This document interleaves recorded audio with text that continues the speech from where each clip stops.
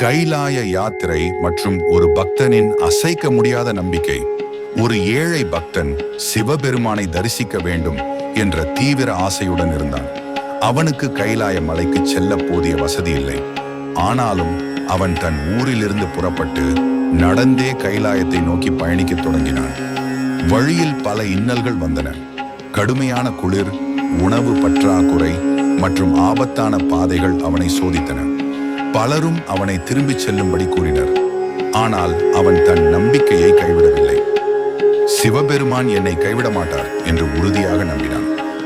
பல மாதங்கள் நடந்த பிறகு அவன் கைலாய மலையின் அடிவாரத்தை அடைந்தான். மலையேற்றம் மிகவும் கடினமாக இருந்தது. அவனது உடல் தளர்ந்தது.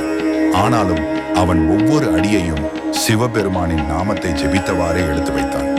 இறுதியாக அவன் கைலாயத்தின் உச்சியை அடைந்தான். அங்கு சிவபெருமான் ஜோதி வடிவில் காட்சியளித்தார். பக்தன் ஆனந்த கண்ணீர் வடித்தான்.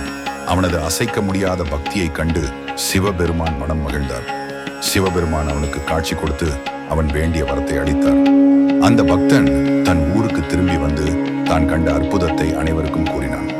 அவனது கதை பக்தியின் வலிமையையும் நம்பிக்கையின் மகத்துவத்தையும் உலகிற்கு உணர்த்தியது. இந்த கதை உண்மையான பக்தியும் அசைக்க முடியாத நம்பிக்கையும் இருந்தால் எந்த இலக்கையும் அடையலாம்.